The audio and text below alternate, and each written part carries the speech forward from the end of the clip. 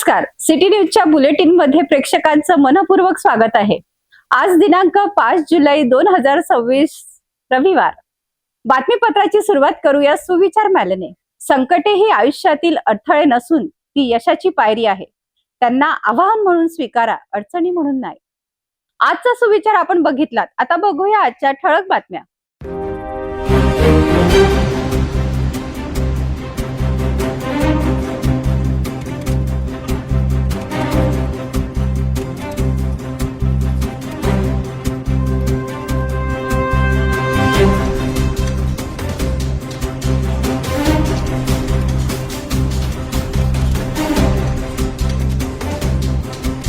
ठळक बातम्या बघितल्यात, आता घेऊया एक छोटासा ब्रेक। शादी और ब्याह की शुरुआत आराधना साड़ी के साथ। Aradhana wholesale shopping mall L2 Bijland complex, Nandgaon Peth, Amravati, Jawahar road, Amravati. Break नंतर बघूया सविस्तर बातम्या। सुरुवातीला एक नजर टाकूया या शहरातील गुन्हेगारी क्षेत्रातील घडामोडींवर।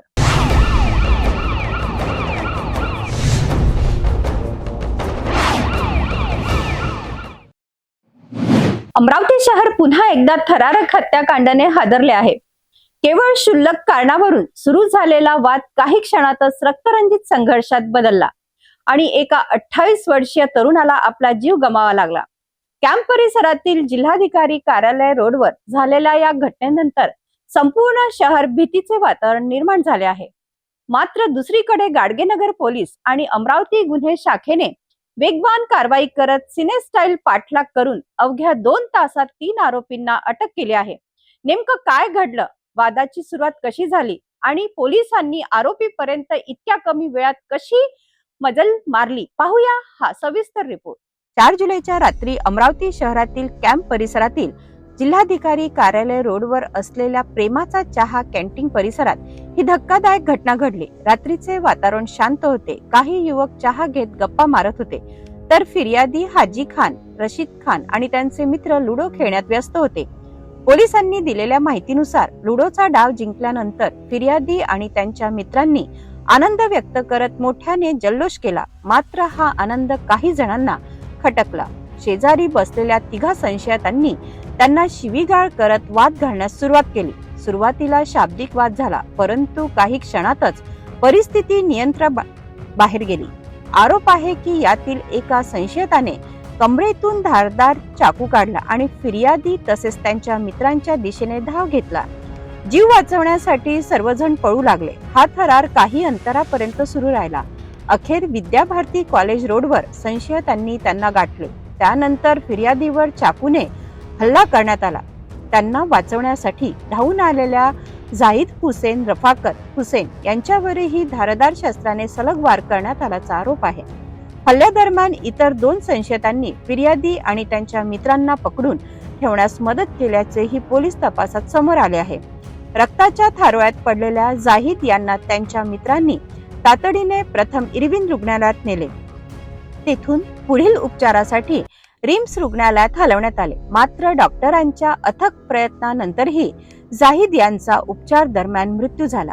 या घटनेची माहिती मिळताच रिम्स रुग्णालय परिसरात नातेवाईक आणि नागरिकांनी मोठी गर्दी केली, त्यामुळे काही काळ तणावाचे वातावरण निर्माण झाले। घटनेची माहिती मिळताच गाडगेनगर पोलीस तातडीने घटनास्थळी दाखल झाले। वरिष्ठ अधिकाऱ्यांनी घटनास्थळाची पाहणी केली। फॉरेन्सिक पथकाला पाचारण करून घटनास्थळावरील महत्त्वाचे वैज्ञानिक पुरावे जप्त करण्यात आले। परिसरातील सीसीटीव्ही फुटेज ताब्यात घेऊन तपासाची चक्रे वेगाने फिरू लागली। दरम्यान पोलीस निरीक्षक 10 तोंडे आणि त्यांच्या विशेष पथकाने तातडीने आरोपीचा माग काढत शहरभर शोध मोहीम सुरू केली। अवघ्या 2 तासात सिनेस्टाईल पाठलाग करून 3 आरोपींना ताब्यात घेण्यात पोलिसांना यश आले। यातील एका आरोपीला कोंडेश्वर परिसरातून अटक करण्यात आली। या प्रकरणात शेख अमीन शेख जब्बार, शेख इम्रान उर्फ गोलू शेख मेहमूद आणि शेख समीर शेख जुमन या 3घांना अटक करण्यात आली असून त्यांच्या विरुद्ध भारतीय न्याय संहिता अंतर्गत खून, शिवीगाळ आणि इतर संबंधित कलमांनुसार गुन्हा दाखल करण्यात आला आहे। केवळ क्षुल्लक कारणावरून सुरू झालेला वाद एका निष्पाप तरुणाच्या मृत्यूपर्यंत पोहोचला। या घटनेने अमरावती शहरात खळबळ उडाली असून नागरिकांमध्ये भीतीचे वातावरण निर्माण झाले आहे. पोलिसांचा पुढील तपास सुरू असून या प्रकरणातील आणखीन धागेदोरे समोर येण्याची शक्यता आहे. केवळ लुडोच्या खेळावरून झालेली किरकोळ वाद एका कुटुंबासाठी कायमचा दुःखाचा डोंगर ठरला. एका तरुणाचा जीव गेला तर अनेक प्रश्न अनुत्तरित राहिले आहेत. पोलिसांनी तातडीने आरोपींना अटक करून तपासाला वेग दिला असला तरी या हत्येमागील संपूर्ण घटनाक्रम, नेमका उद्देश आणि पुढील कायदेशीर कारवाई याकडे आता सर्वांचे लक्ष लागले आहे.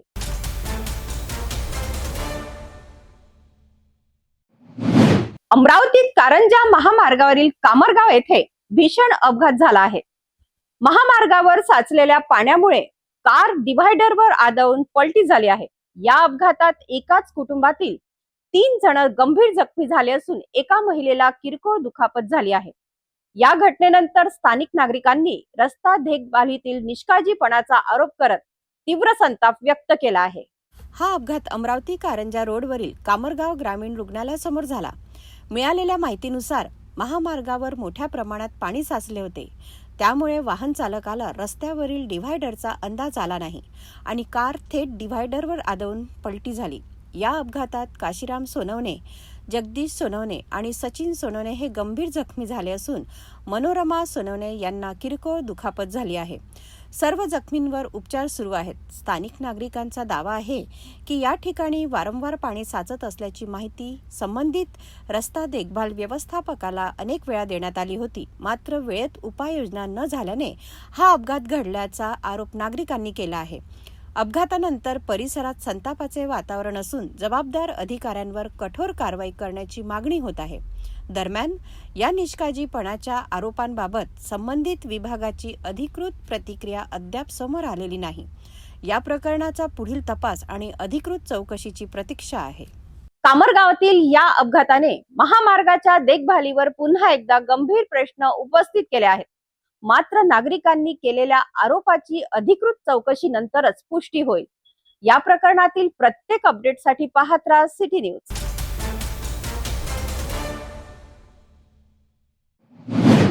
अमरावती शहरात अवैध शस्त्र बाळगणाऱ्यांविरोधात गुन्हे शाखेने मोठी कारवाई केली आहे. लालखडी परिसरात अवैधरित्या लोखंडी पिस्टल आणि जिवंत काडतूस बाळगून फिरणाऱ्या एका सराईत गुन्हेगाराला पोलिसांनी सापळा रचून ताब्यात घेतले आहे. या कारवाईमुळे शहरातील अवैध शस्त्रधारकांमध्ये खळबळ उडाली आहे. पाहूया हा सविस्तर रिपोर्ट. गुन्हे शाखा अमरावती शहराचे अधिकारी आणि कर्मचारी अवैध धंदे तसेच अवैध शस्त्र बाळगणाऱ्यांविरोधात पेट्रोलिंग करीत असताना त्यांना गुप्त माहिती प्राप्त झाली आहे. लालखडी परिसरात अब्दुल मौसिम उर्फ सद्दू हा इसम अवैधरित्या अग्निशस्त्र घेऊन फिरत असल्याची खात्रीशीर माहिती मिळाल्यानंतर पोलिसांनी तत्काळ सापळा रचला. लालखडी परिसरात संशयिताचा शोध घेत असताना अब्दुल मौसिम उर्फ सद्दू पोलिसांना आढळून आला. त्याला ताब्यात घेऊन झडती घेतली असता त्याच्या कमरेला पाठीमागील बाजूस पॅन्टमध्ये लोखंडी पिस्टल्स खोसलेली आढळली. पिस्टलची मॅगझीन तपासली असता त्यामध्ये एक जिवंत काडतूसही मिळून आलेत. पोलिसांनी आरोपींकडून अंदाजे 30,000 रुपये किमतीचे लोखंडी पिस्टल आणि 2,000 रुपये किमतीचे एक जिवंत काडतूस असा एकूण 32,000 रुपयांचा मुद्देमाल जप्त केला आहे. आरोपी अब्दुल मौसिम उर्फ सद्दू अब्दुल रौफक हा बिस्मिल्ला नगर लालखडी येथील रहिवासी असून त्याला पुढील कारवाईकरिता नागपूर गेट पोलिसांच्या ताब्यात देण्यात आले आहेत. गुप्त माहितीच्या आधारे केलेल्या अचूक कारवाईमुळे अमरावती शहरात अवैध शस्त्र बाळगणाऱ्यांना पोलिसांनी स्पष्ट इशारा दिला आहे. गुन्हे शाखेच्या या धडक कारवाईमुळे शहरातील कायदा आणि सुव्यवस्था अधिक मजबूत करण्याच्या प्रयत्नांना बळ मिळाले आहे.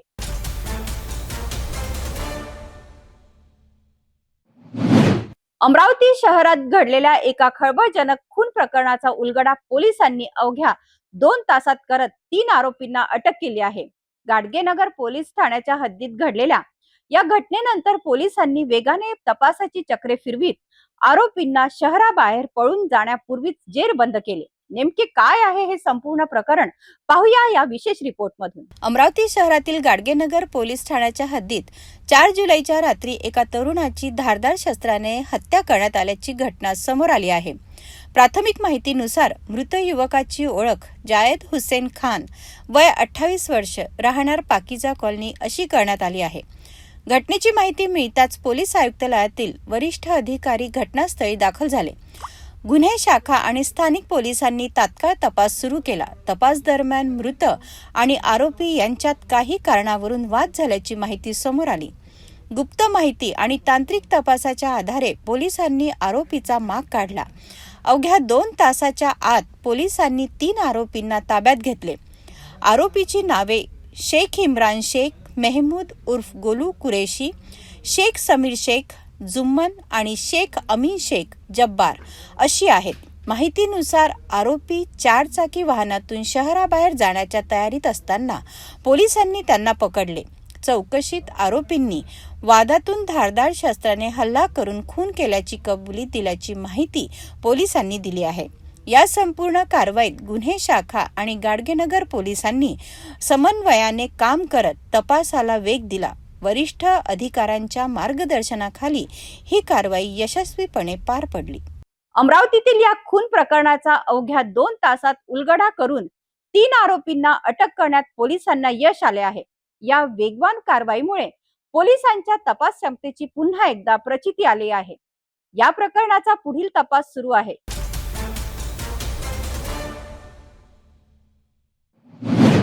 अमरावती ग्रामीण पोलिसांना मोठे यश मिळाले आहे. खुनाच्या गंभीर गुन्ह्यातील फरार आरोपीला तब्बल 1 महिन्यानंतर स्थानिक गुन्हे शाखेने चित्रपटालाही लाजवेल अशा पद्धतीने जेरबंद केले आहे. मोबाईलच्या व्यवहारातून सुरू झालेला वाद थेट खुनापर्यंत पोहोचला होता. गुन्हा घडल्यानंतर आरोपी फरार झाला होता. मात्र पोलिसांच्या गुप्त माहितीच्या जाळ्यात तो अखेर अडकला. नेमकं काय घडलं, आरोपीपर्यंत पोलीस कसे पोहोचले, पाहूया हा सविस्तर रिपोर्ट. अमरावती जिल्ह्यातील कोल्हापूर पोलीस ठाण्याच्या हद्दीतील खून प्रकरणात फरार असलेल्या आरोपीला स्थानिक गुन्हे शाखेने अटक केली आहे. पोलिसांनी दिलेल्या माहितीनुसार आरोपीचे नाव सौरभ धर्मा शिरसाट, वय 29 वर्षे, राहणार इब्राहिमपूर, तालुका भातकुली, जिल्हा अमरावती असे आहे.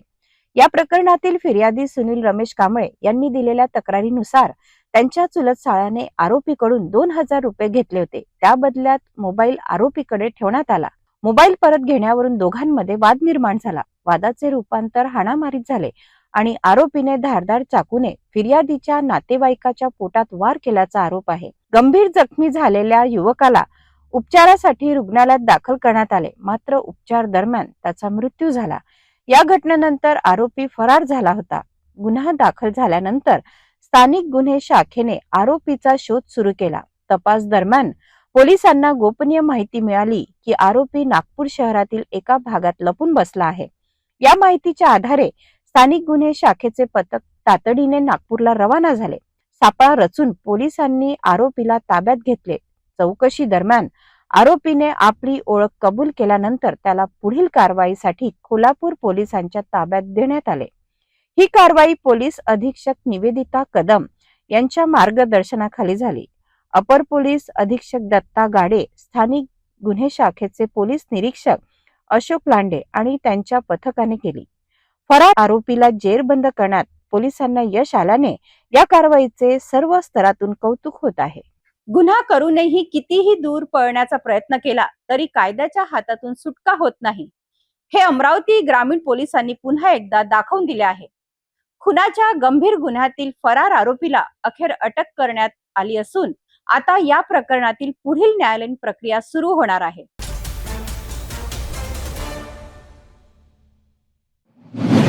अमरावतीतील युवक स्पर्धा परीक्षा देणारे विद्यार्थी, पालक आणि शिक्षकांसाठी एक मोठी आनंदाची बातमी आहे.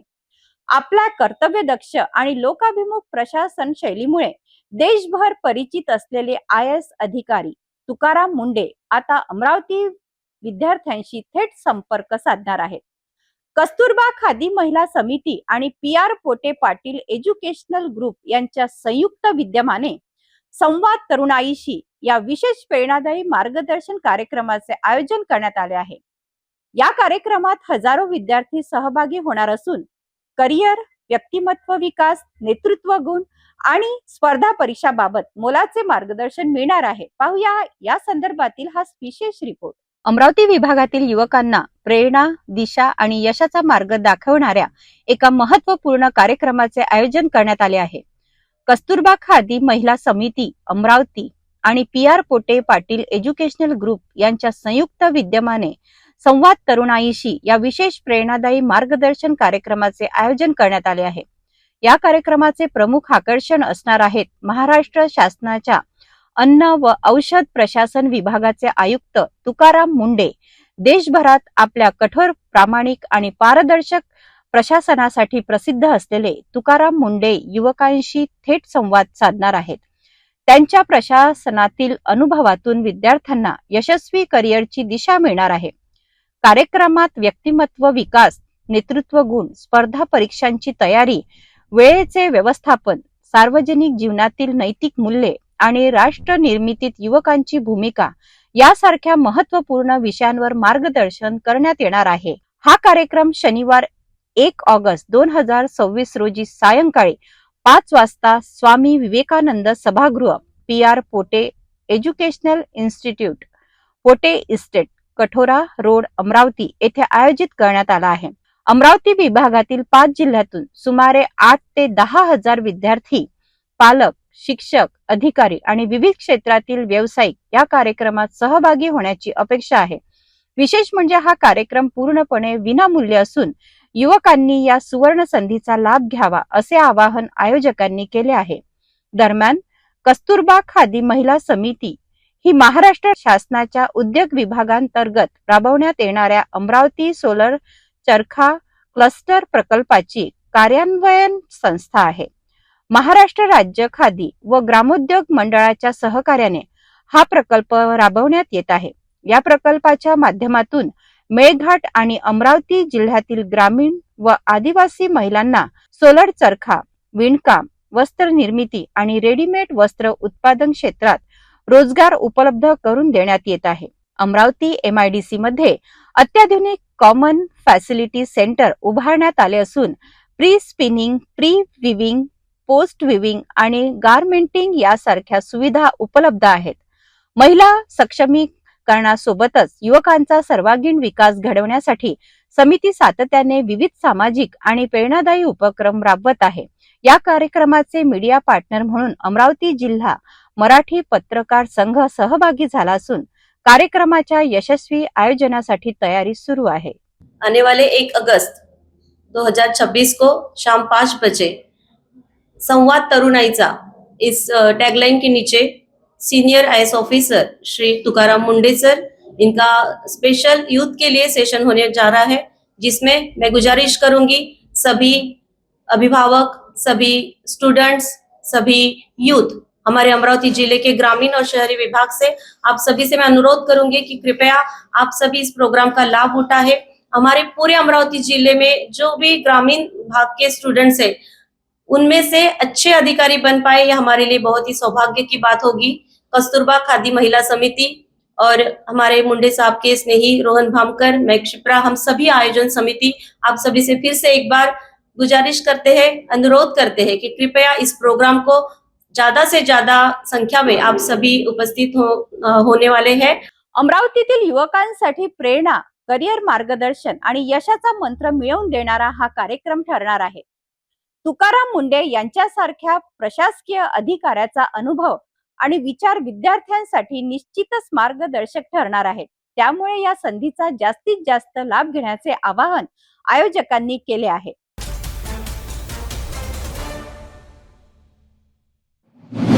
अमरावती जिल्ह्यातील धारणी तालुक्यातून एक अत्यंत हृदयद्रावक घटना समोर आली आहे.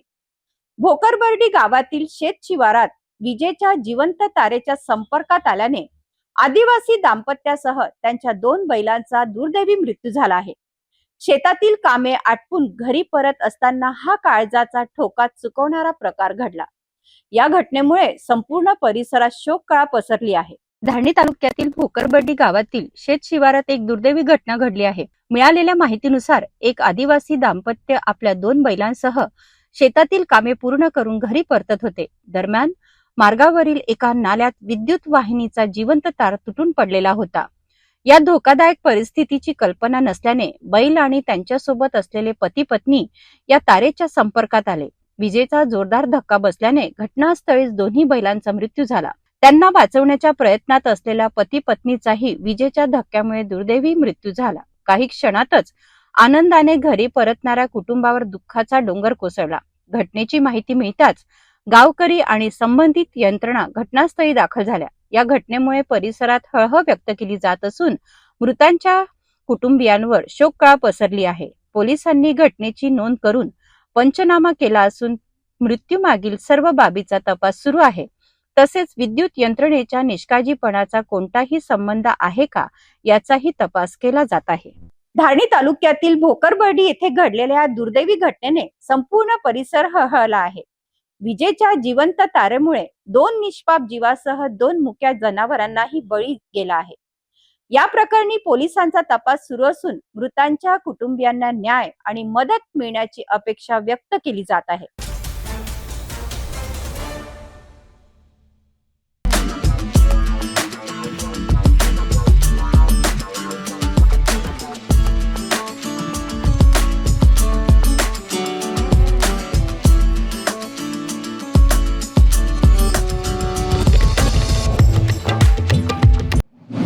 नागपूरच्या मानेवाडा रिंग रोड परिसरातील वृंदावन कॉलनीमध्ये एक थरारक घटना घडली आहे. घरकाम करत असताना एका महिलेच्या पायावरून तब्बल 8 फूट लांबीचा नाग साप गेल्याने परिसरात भीतीचे वातावरण निर्माण झाले. त्यानंतर हा नाग थेट वॉशिंग मशीनच्या मागे जाऊन लपला. नागरिकांच्या सतर्कतेमुळे आणि सर्पमित्रांच्या तत्परतेमुळे या विशाल नागाला सुरक्षितरित्या पकडण्यात यश आले आहे. नागपूर शहरातील मानेवाडा रिंग रोडवरील वृंदावन कॉलनी येथे 4 जुलै 2026 रोजी दुपारी 4:30 वाजताच्या सुमारास एक धक्कादायक घटना घडली. राजेंद्र कांबळी यांच्या घरी त्यांची पत्नी मोक्षलता कांबळे घरातील काम करत होत्या. याच वेळी अचानक त्यांच्या पायावरून एक भला मोठा नाग साप सरकत गेला. सापाची लांबी जवळपास 8 फूट असल्याचे सांगितले जात आहे. अचानक समोर आलेल्या या विषारी नागामुळे त्या क्षणभर स्तब्ध झाल्या. कोणतीही घाई गडबड न करता त्या शांतपणे उभ्या राहिल्या. दरम्यान नाग घरातील एका कोपऱ्यात जाऊन लपला. घटनेमुळे त्यांच्या मनात प्रचंड भीती निर्माण झाली होती. यानंतर त्यांनी तातडीने परिसरातील नागरिकांना आवाज दिला. माहिती मिळताच समाजसेवक प्रवीण कुमार गारड यांनी सर्पमित्र शुभम पराळे यांच्याशी संपर्क साधला. त्यावेळी शुभम पराळे हे नरेंद्रनगर परिसरात दुसऱ्या सर्प बचाव मोहिमेत व्यस्त होते. मात्र परिस्थितीचे गांभीर्य लक्षात घेऊन त्यांनी तातडीने वृंदावन कॉलनीकडे धाव घेतली. घटनास्थळी पोहोचल्यानंतर नागाचा शोध सुरू करण्यात आला. काही वेळाच्या शोधानंतर हा विशाल नाग घरातील वॉशिंग मशीनच्या मागे लपलेला आढळून आला. सर्पमित्र शुभम पराळे यांनी अत्यंत संयमाने आणि कौशल्याने नागाला बाहेर काढले. नागाचा आकार आणि वजन पाहून परिसरातील नागरिकही आश्चर्यचकित झाले. शुभम पराळे यांच्या मते इतक्या मोठ्या आकाराचा नाग यापूर्वी अनेक वर्षापूर्वी पकडण्यात आला होता. हा नाग पूर्ण वाढ झालेला आणि अत्यंत मोठ्या आकाराचा असल्याचे त्यांनी सांगितले. त्यानंतर नागाला सुरक्षितपणे पकडून विशेष कंटेनर मध्ये ठेवण्यात आले. पुढे वन विभागाच्या नियमानुसार सेमिनरी हिल्स येथील ट्रान्झिट ट्रीटमेंट सेंटर मध्ये नेऊन पंचनामा करण्यात आला आणि नाग वन विभागाच्या ताब्यात देण्यात आला. या घटनेमुळे परिसरात काही काळ भीतीचे वातावरण निर्माण झाले होते. मात्र सर्पमित्राच्या वेळेवर केलेल्या कारवाईमुळे मोठा अनर्थ टळल्याची भावना नागरिकांनी व्यक्त केली.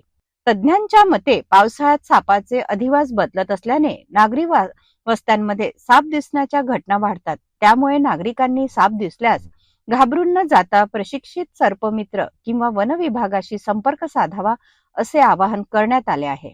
नागपूरमध्ये महिलाच्या पायावरून गेलेल्या या विशाल नागामुळे एकच खळबळ उडाली होती. मात्र सर्पमित्राच्या तत्परतेमुळे नागाला सुरक्षितरित्या पकडून वन विभागाच्या ताब्यात देण्यात आले. वन्यजीवांचे संरक्षण करणे ही प्रत्येकाची जबाबदारी असून साप दिसल्यास त्याला इजा न करता तज्ञांची मदत घ्यावी.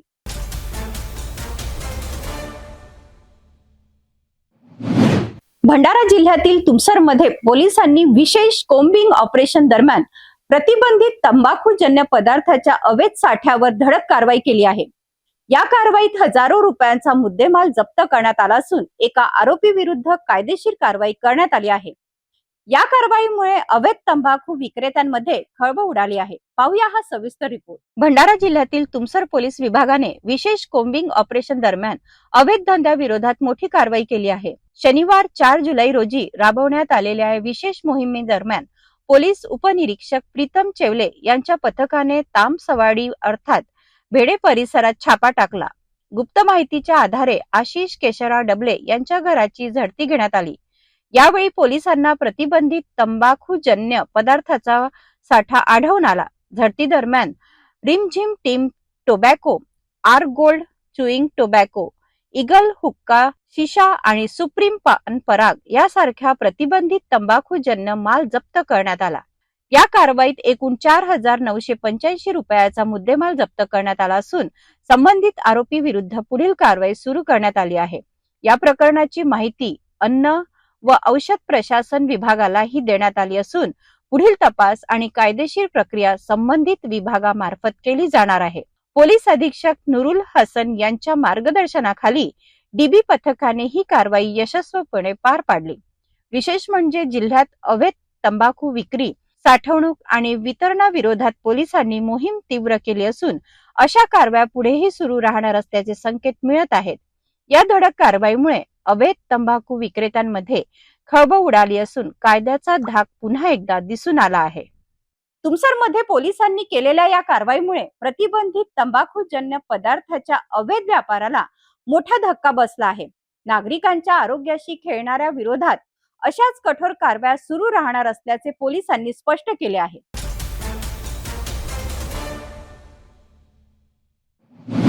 वर्धा जिल्ह्यातील सेलू तालुक्यातून धक्कादायक आणि संतापजनक घटना समोर आली आहे.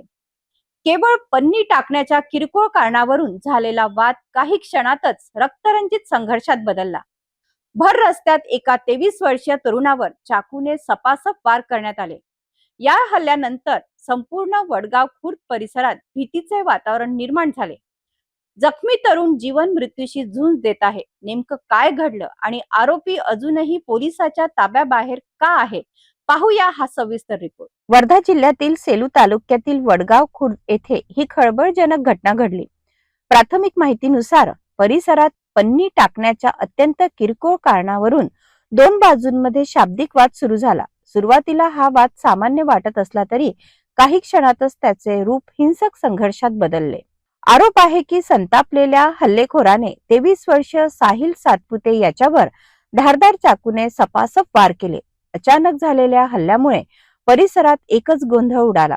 रक्ताच्या थारोळ्यात पडलेल्या साहिलला स्थानिक नागरिकांनी तातडीने मदत करत उपचारासाठी सेवाग्राम रुग्णालयात दाखल केले. साहिल सातपुते याच्यावर सध्या उपचार सुरू असून त्याची प्रकृती गंभीर असल्याची माहिती समोर आली आहे. घटनेची माहिती मिळताच सेलू पोलीस घटनास्थळी दाखल झाले. पंचनामा करून तपास सुरू करण्यात आला आहे. हल्लेखोर घटनास्थळावरून फरार झाला असून त्याचा शोध घेण्यासाठी पोलिसांनी विशेष पथके रवाना केली आहेत. परिसरातील सीसीटीव्ही फुटेज तसेच प्रत्यक्षदर्शीच्या जबाबांच्या आधारे तपासाची चक्रे वेगाने फिरत आहेत. या धक्कादायक घटनेनंतर वडगाव खुर्द परिसरात भीतीचे वातावरण निर्माण झाले असून क्षुल्लक कारणावरून वाढणाऱ्या हिंसक घटनांबाबत नागरिकांमध्ये चिंता व्यक्त केली जात आहे. पोलीस आरोपीचा शोध घेत असून या प्रकरणाचा पुढील तपास सुरू आहे. केवळ एका किरकोळ कारणावरून एका तरुणावर जीव घेणा हल्ला होतो. ही घटना समाजासाठी गंभीर इशारा आहे. सध्या जखमी तरुणावर उपचार सुरू असून पोलीस आरोपीचा शोध घेत आहेत. या प्रकरणात पुढे नेमके काय घडते, आरोपी कधी अटकेत येतो आणि तपासात आणखीन कोणते धक्कादायक तपशील समोर येतात याकडे सर्वांचे लक्ष लागले आहे.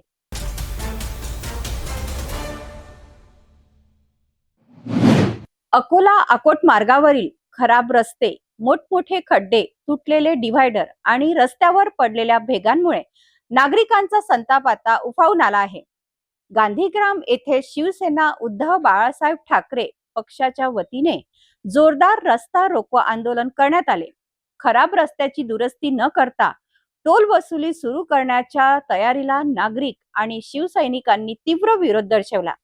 या आंदोलनामुळे काही काळ वाहतुकीवर परिणाम झाला असून कायदा आणि सुव्यवस्था राखण्यासाठी मोठा पोलीस बंदोबस्त तैनात करण्यात आला होता.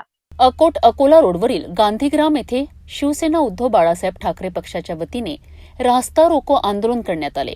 अकोला जिल्हाभरातील मोठ्या संख्येने शिवसैनिक या आंदोलनात सहभागी झाले होते.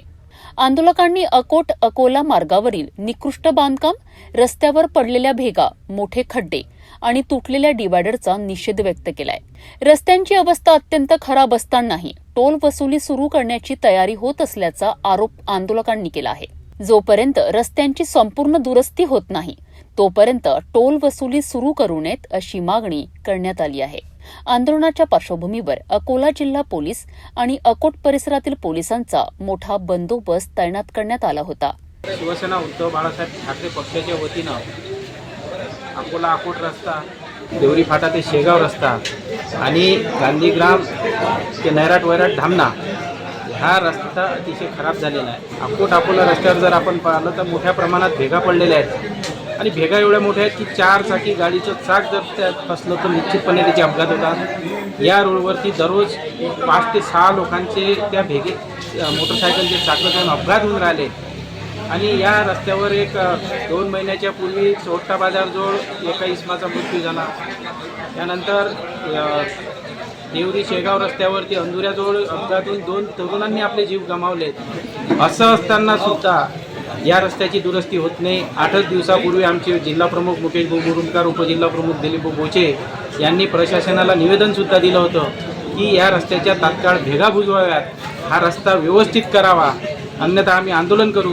तरी सुद्धा प्रशासनाला जाग आली नाही. खराब रस्ते आणि प्रस्तावित टोल वसुलीच्या मुद्द्यावरून गांधीग्राम येथे झालेल्या या आंदोलनाने प्रशासनासमोरील आव्हाने अधिक तीव्र केली आहेत. आता रस्त्याची दुरुस्ती आणि टोल वसुली बाबत प्रशासन कोणता निर्णय घेते याकडे नागरिकांचे लक्ष लागले आहे.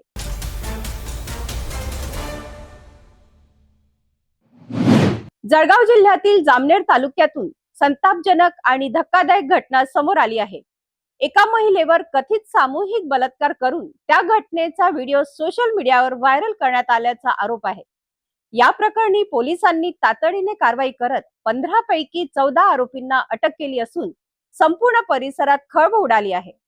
ही घटना जामनेर तालुक्यातील फतेपूर पोलीस ठाण्याच्या हद्दीत 2 जून रोजी घडल्याची माहिती पोलिसांनी दिली आहे. प्राथमिक माहितीनुसार संबंधित महिला तिच्या परिचयातील मित्रासोबत एका निर्जन ठिकाणी बसलेली असताना 14 ते 15 जणांचा गट तेथे आला. त्यानंतर 2 संशयितांनी महिलेला धमकावत तिच्यावर कथित सामूहिक बलात्कार केल्याचा आरोप आहे. या घटनेदरम्यान काही जणांनी मोबाईलवर व्हिडिओ चित्रित केला. त्यानंतर हा व्हिडिओ सोशल मीडियावर व्हायरल करण्यात आल्याचेही तपासात समोर आले आहे. घटनेची माहिती मिळताच फतेपूर पोलिसांनी तातडीने गुन्हा दाखल करून कारवाई सुरू केली. आतापर्यंत 15 पैकी 14 संशयितांना अटक करण्यात आली असून उर्वरित आरोपीचा शोध सुरू आहे. या प्रकरणात सामूहिक बलात्कार तसेच माहिती तंत्रज्ञान कायद्याअंतर्गत गुन्हा दाखल करण्यात आला आहे.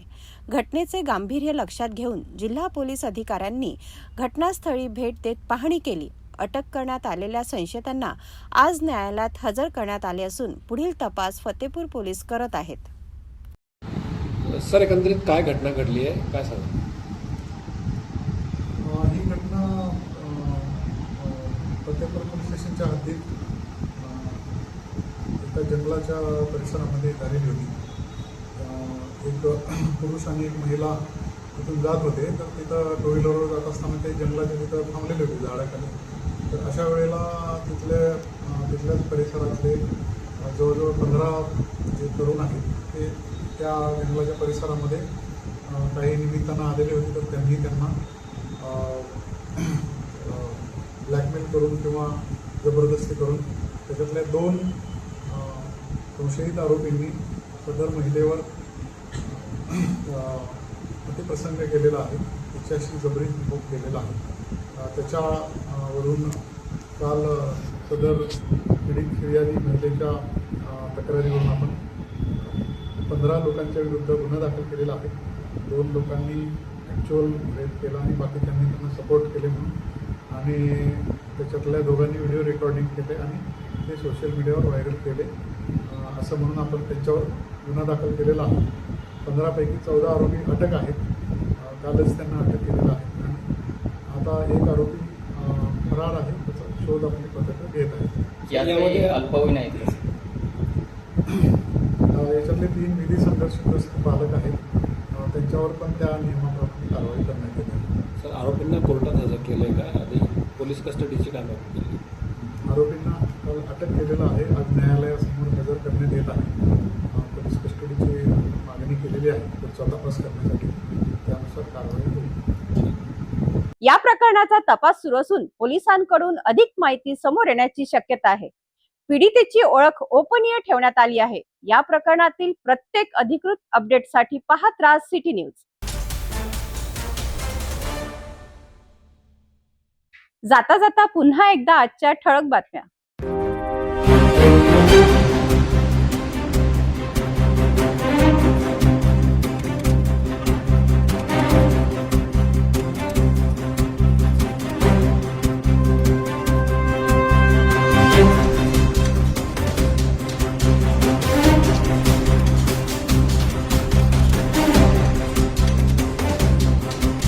आपण आता सिटी न्यूज चॅनल आपल्या टीव्हीवर सुद्धा बघू शकता. यामध्ये आता अमरावती जिल्ह्यानंतर विदर्भ आणि महाराष्ट्राचे दर्शक घर बसल्या आपल्या केबल टीव्हीवर सिटी न्यूजच्या बातम्या पाहू शकतील. यात लवकरच आम्ही आपल्यापर्यंत पोहोचणार आहोत. जर आपल्या टीव्हीवर सिटी न्यूज चॅनल दिसत नसेल तर आपण आपल्या केबल ऑपरेटरशी संपर्क साधावा आणि सिटी न्यूज केबलच्या व्यतिरिक्त YouTube, फेसबुक, इंस्टाग्राम आणि ट्विटरवर सुद्धा बघू शकता. याकरिता सोशल मीडिया अकाउंट सबस्क्राईब करा, फॉलो करा, लाईक करा. YouTube अकाउंट सबस्क्राईब करण्याकरिता सबस्क्राईब बटनला क्लिक करा आणि बेल आयकॉन दाबायला विसरू नका, कारण सर्वात आधी समाचार आपल्यापर्यंत पोहोचणार आहेत. तसेच सिटी न्यूजचे फेसबुक पेज लाईक करा, इंस्टाग्राम आणि ट्विटर हँडल फॉलो करा. आपण व्हॉट्सअपवर सुद्धा सूचना देऊन न्यूज प्राप्त करू शकता. व्हॉट्सअप नंबर स्क्रीनवर येत आहे. हे बातमीपत्र एवढ्यावरच थांबूया. पुन्हा भेटूया नवीन घडामोडींसोबत. नमस्कार. हर खबर पर पैनी नजर, हर मुद्दे पर सटीक वार, यही है सिटी न्यूज की पहचान. जहाँ सच्चाई की आवाज दबाई जाती है, वहाँ सिटी न्यूज उठाता है सवाल. हर स्क्रीन पर, हर प्लेटफॉर्म पर हमारी मौजूदगी बोलती है. सिटी न्यूज हमेशा सच के साथ.